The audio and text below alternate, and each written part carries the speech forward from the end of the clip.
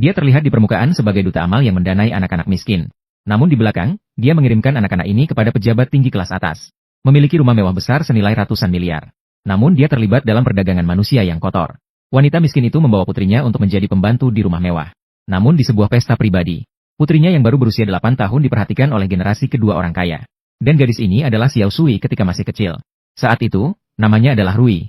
Generasi kedua orang kaya itu secara langsung meminta Rui kepada kakak Jin.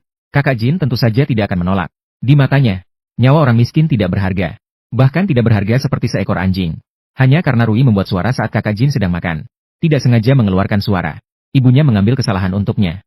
Kakak Jin pun memukul ibu Rui hingga kepala berdarah-darah. Ketika Rui masuk, dia hanya melihat darah mengalir di seluruh lantai. Dan ibunya yang berlutut di tanah memohon ampun. Cepat bersihkan lantai, nak. Cepat. Ibu menghibur Rui agar tidak takut. Namun, dia tidak tahu benih kebencian sudah ditanam. Rui menatap kakak Jin dengan penuh kebencian. Sementara itu, kakak Jin sedang menelepon anaknya yang belajar di luar negeri. Tanpa dia sadari, anaknya sendiri mengalami perundungan di sekolah. Malam harinya, ibu mendorong Rui untuk belajar dengan baik. Hanya dengan cara ini dia bisa keluar dari kehidupan sekarang. Namun, dia tidak menyangka bahwa mitra kakak Jin ternyata memiliki niat buruk terhadap Rui. Kakak Jin mengatur agar Rui melayani generasi kedua orang kaya. Namun, generasi kedua orang kaya itu memerintahkan Rui untuk memijat pelipisnya. Lalu dia mengulurkan tangan jeleknya. Rui menggigit generasi kedua orang kaya itu dengan kuat. Tak lama kemudian, ibunya mendengar teriakan minta tolong. Dia menerobos masuk ke dalam ruangan tanpa mempedulikan apapun. Akibatnya, dia mendapat tamparan keras dari generasi kedua orang kaya itu. Sekelompok orang berkerumun. Kakak Jin tidak ingin ada yang membuat keributan di villa miliknya. Setelah berjanji, Rui akan dikirim ke kediaman lawan. Setelah si manusia rendahan generasi kedua orang kaya pergi, kakak Jin bahkan menyuruh Rui untuk mengemasi barang-barang. Nanti ketika generasi kedua orang kaya itu bosan, dia akan mengembalikan putrimu. Apakah kamu berani? Ibuku mengatakan tidak boleh.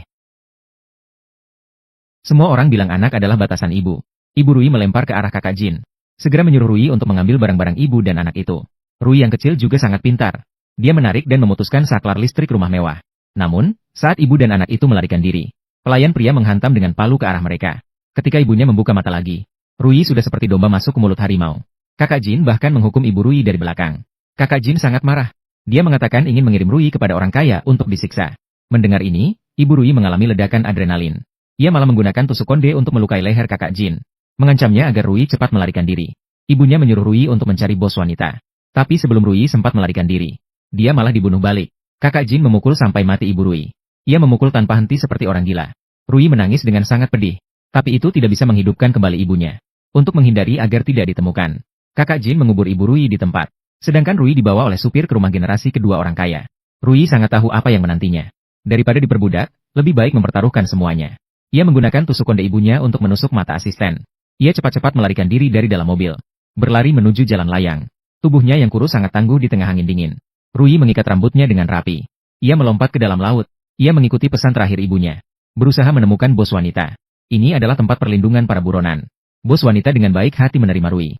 Dan membiarkan Rui menggantikan identitas putri yang meninggal dari keluarga lain. Mengubah identitas dan berganti nama menjadi Tisha.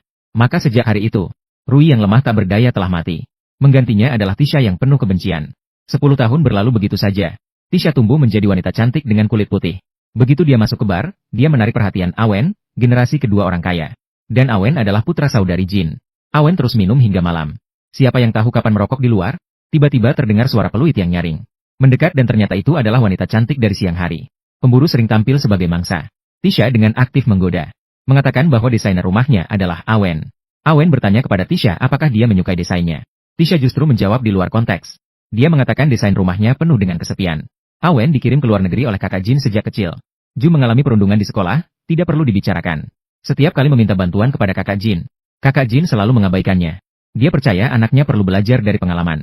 Jadi Awen hidup sangat kesepian selama bertahun-tahun ini. Kata-kata Tisha membuat hatinya bergetar.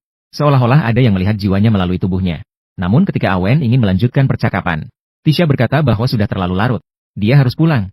Menolak dan menerima dengan cara yang demikian. Seperti yang diperkirakan, Awen mengejar Tisha. Namun, Tisha tidak memberikan informasi kontaknya. Awen tidak menyadarinya. Begitu Tisha berbalik, dia langsung menunjukkan tatapan kejam. Dia ingin kakak Jin merasakan juga keputusasaan dan rasa sakit kehilangan satu-satunya orang terkasih. Ketika wanita cantik itu memasuki kafe, seketika menarik perhatian generasi kedua orang kaya.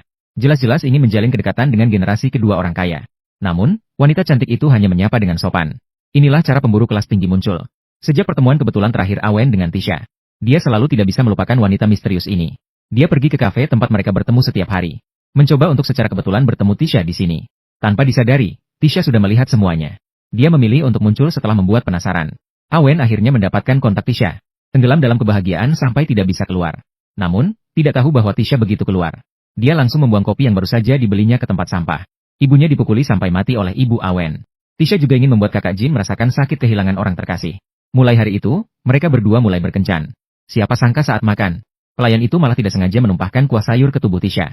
Ini adalah kesalahan besar bagi restoran kelas atas. Supervisor berusaha keras untuk meminta maaf, tapi Awen dengan lembut menyatakan tidak masalah. Dia juga berharap agar supervisor tidak menyalahkan pelayan. Kebaikan Awen membuat Tisha berpikir. Tidak menyangka bahwa ratu jahat itu ternyata melahirkan seorang anak yang baik. Tisha datang ke rumah Awen untuk mengganti pakaian. Namun tatapannya sangat berorientasi tujuan. Mengamati segala sesuatu di dalam apartemen. Dia menggunakan alasan turun untuk mengambil pesanan makanan. Mengambil kunci apartemen dan merekam secara diam-diam di lift. Setelah itu, kembali ke apartemen seolah tidak terjadi apa-apa. Tisha bertanya tentang pelayan yang tadi. Mengetahui bahwa Awen ternyata membantu pelayan membayar denda. Toh bagi seorang pelayan, denda itu kemungkinan besar adalah gaji sebulannya. Saya pikir menghormati orang adalah hal yang sangat penting. Sangat jarang ditemukan. Orang yang memiliki pemikiran seperti ini juga berasal dari keluarga terpandang. Keduanya semakin dalam berbicara. Namun pada saat krusial, Tisha memotong pembicaraan Awen. Mengatakan bahwa malam sudah larut dan dia harus pulang. Tujuannya sudah tercapai. Kakak Jin mengirim pengawal untuk memperhatikan Tisha. Pada hari itu, kakak Jin mengadakan pesta. Memerintahkan pembantu untuk menyiapkan makanan. Pembantu itu terisak kesakitan. Ternyata selama ini, dia selalu diberikan kakak Jin kepada orang-orang berkuasa untuk bersenang-senang. Jika Tisha tidak melarikan diri tahun itu, takutnya juga akan menemui nasib yang sama tragis. Sementara itu, bos wanita terus mengawasi kakak Jin. Menunggu kesempatan untuk menghancurkan industri gelapnya. Xiao Shui terus menciptakan kesempatan untuk bertemu Awen. Hubungan keduanya juga semakin membaik. Tak lama kemudian, mereka resmi menjadi pacar. Malam itu, Tisha saat Awen tertidur lelap, mencari-cari di apartemennya. Tetapi hanya ditemukan beberapa botol obat psikotropika. Tiba-tiba kakak Jin menelepon. Tisha secara tidak sadar mengangkatnya. Mendengar suara musuhnya lagi, Tisha merasa jantungnya berdebar kencang. Karena perbedaan waktu, di tempat kakak Jin sekarang siang hari. Dia bertanya pada putranya mengapa tidak mengangkat telepon. Siapa sangka suara seorang wanita terdengar di sebelah sana. Kata Awen sedang tidur. Tisha menyerahkan ponsel kepada Awen. Tetapi saat Awen mengangkat telepon, dia sengaja meninggalkan ciuman dan berbalik pergi. Awen merasa gelisah karena terpengaruh. Tidak ada hati untuk berbicara dengan kakak Jin. Kakak Jin marah besar. Memerintahkan detektif swasta untuk segera menyelidiki identitas Tisha. Keesokan harinya Tisha dan Awen berkencan di taman. Keduanya berjalan di jalur setapak bersama. Membaca di perpustakaan. Dari puisi dan lagu berbicara tentang cita-cita hidup. Cinta mereka juga cepat meningkat. Sementara itu, kakak Jin melihat foto Tisha. Tidak mengenali bahwa Tisha adalah gadis yang dulu bernama Rui. Malam itu, Tisha mencuri-curi pandang pada kata sandi ponsel Awen. Setelah Awen tertidur nyenyak, dia dengan diam-diam memeriksa ponselnya. Hasilnya, tidak menemukan petunjuk yang berguna. Tidak ada informasi apapun tentang industri gelap kakak Jin. Tanpa disadari, kakak Jin mengirim Awen ke luar negeri. Hanya tidak ingin anaknya terlibat dalam hal-hal ini. Setelah beberapa waktu, Tisha yang tidak menemukan petunjuk memutuskan untuk kembali ke Bangkok. Sebelum pergi, dia menatap apartemen dengan enggan. Tempat ini penuh dengan kenangan bahagia mereka berdua. Tisha pergi tanpa pamit, meninggalkan Awen di apartemen besar itu bingung. Hari demi hari berlalu. Awen setiap malam mabuk sambil merindukan Tisha. Tanpa disadari, Tisha sebenarnya juga merindukan Awen. Malam ini Tisha akhirnya mengangkat telepon Awen. Tak disangka orang itu tiba-tiba melamar dia. Awen mengungkapkan cinta kepada Tisha. Perasaan itu tulus dan membara. Tisha terharu sampai meneteskan air mata. Ketika Awen bilang akan membawa Tisha bertemu ibunya, Tisha segera menyadari bahwa kesempatan itu datang. Beberapa hari kemudian, Awen membawa Tisha bertemu kakak Jin. Melihat rumah mewah yang familiar, ingatan seperti mimpi buruk menggelayuti pikirannya. Ketika dia melihat pohon besar tempat ibunya dikubur hidup-hidup, kenangan menyakitkan tiba-tiba menyerangnya. Kakak Jin tidak mengenali identitas Tisha. Hanya peduli untuk menghidupkan kembali hubungan ibu dan anak dengan putranya. Sama sekali tidak menyadari Tisha meneteskan air mata sambil memandang pohon itu. Dia menghapus air mata yang penuh dengan kebencian. Sebuah perang balas dendam yang sudah direncanakan lama. Akhirnya benar-benar dimulai. Seseorang berkata, bagaimana kita tahu bahwa kita siap untuk membalas dendam? Hanya menunggu sampai kita berhadapan dengan musuh. Saat saling bertatap muka lagi, dikatakan bahwa di Thailand, semakin tinggi kelas sosialnya, semakin kotor di belakang layar. Dia adalah duta amal yang mendanai anak-anak miskin di siang hari. Tetapi di malam hari menjadi perantara perdagangan anak-anak. Jika seseorang ingin melarikan diri, nasibnya adalah dikubur di tanah dan selamanya diam. Namun, bos wanita itu tidak pernah membayangkan. Kini berdiri dengan angkuh di hadapnya. Dan bahkan telah menculik putra kesayangannya. Pertemuan pertama antara ibu mertua dan menantu begitu tegang. Tisha memberikan patung yang tidak berharga, dan menempatkan patung itu tepat di tengah kamar kakak Jin. Kakak Jin marah sampai meledak, meminta pembantu untuk membawa Tisha ke ruang tamu untuk istirahat. Dia berbalik dan mempertanyakan putranya dari mana dia menemukan wanita miskin itu. Dia meremehkan latar belakang Tisha yang biasa saja. Namun Awen dengan teguh memilih Tisha. Dia mengeluh tentang tahun-tahun ini. Kakak Jin tidak pernah peduli dengan hidupnya. Jadi sekarang dia juga tidak berhak mengatur istri seperti apa yang akan dinikahinya. Di sisi lain, Tisha mendekati pembantu. Dalam beberapa patah kata, dia berhasil mengungkap bahwa pembantu itu adalah pekerja ilegal. Menyelundup ke Bangkok, menunggu kakak Jin membantunya mengurus izin. Resep yang familiar dan trik yang sudah dikenal. Tisha sangat jelas bahwa pembantu itu telah ditipu. Ini membuatnya teringat pengalaman tragis saat ditipu bersama ibunya untuk datang ke sini. Saat itu, Awen masuk dan memotong percakapan. Tisha segera berpura-pura tidak terjadi apa-apa. Dia bahkan sengaja memamerkan kemesraan di depan kakak Jin. Awen khawatir Tisha akan dipersulit oleh kakak Jin jika tinggal di rumah. Dia mengusulkan untuk pindah ke hotel sementara bersama Tisha. Namun Tisha dengan bijak menyatakan, tidak ingin membuat Awen dalam dilema. Lagi pula, sudah susah-susah kembali. Awen seharusnya menemani kakak Jin dengan baik. Saya bisa tinggal di sini. Tidak masalah.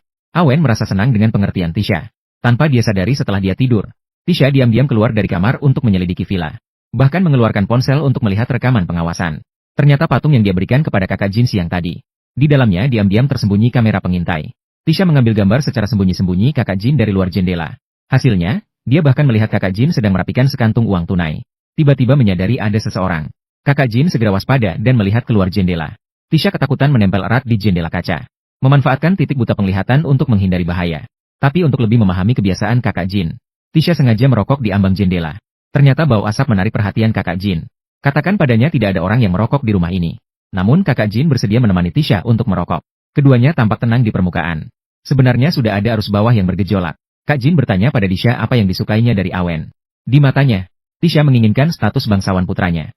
Siapa sangka Tisha dengan tenang berkata Awen sangat baik, menghormati setiap orang. Tidak seperti beberapa orang yang menganggap nyawa manusia tidak berharga. Namun kakak Jin sepertinya tidak menangkap makna tersiratnya. Ia terus-menerus mengatakan bahwa putranya Awen terlalu polos. Ketika Tisha mengatakan tanaman hijau di taman subur, kakak Jin justru dengan bermakna mengatakan itu karena kualitas pupuk yang baik. Ini membuat hati Tisha bergetar. Tanah ini menyimpan kerangka ibunya. Ekspresi Tisha perlahan menjadi garang. Berjanji untuk membalas dendam kematian ibunya. Keesokan harinya, dia memberikan petunjuk yang direkam kepada bos wanita. Tapi hanya dengan ini. Rekamannya masih jauh dari cukup. Yang lebih rumit adalah, kamera pengintai harus mengganti baterai setiap 3 atau 4 hari. Namun, kamar kakak Jin tidak hanya terkunci tetapi juga dilengkapi dengan kamera pengawas.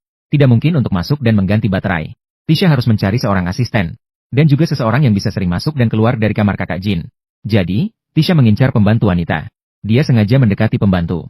Membantu pembantu menahan cangkir yang hampir pecah. Pembantu terkejut dan cepat-cepat meminta maaf. Namun, tatapan Tisha tertuju pada kunci kamar. Dia memberitahu pembantu jika menghadapi kesulitan. Dapat segera mencarinya untuk bantuan. Ternyata, pembantu ini selama beberapa tahun selalu diberikan kakak Jin kepada rekan untuk bersenang-senang. Tapi dia tidak berani melawan. Menghadapi bantuan Tisha, dia juga berpura-pura tuli dan bisu. Beberapa hari kemudian, akhirnya ada kesempatan untuk bertemu kakak Jin secara resmi. Pergi ke villa untuk bertemu dengan ratu jahat kakak Jin. Dengan alasan menyepakati pernikahan kedua belah pihak. Bos wanita menyamar sebagai ibu angkat Tisha. Namun, kakak Jin sama sekali memandang rendah Tisha dan ibunya. Menganggap mereka mengincar uang dan kekuasaan keluarganya. Setelah makan malam selesai, kakak Jin berkata terus terang kepada bos wanita. Tisha tidak layak untuk anak kesayangannya. Namun, bos wanita tidak rendah diri atau sombong. Katanya, anak Awen ini terlihat sangat baik hati. Mungkin karena kakak Jin tidak pernah membesarkannya sejak kecil. Kakak Jin marah sampai menggigit gigi. Siapa sangka pada saat itu Awen kebetulan lewat. Sementara itu, kakak Jines partner mabuk berat.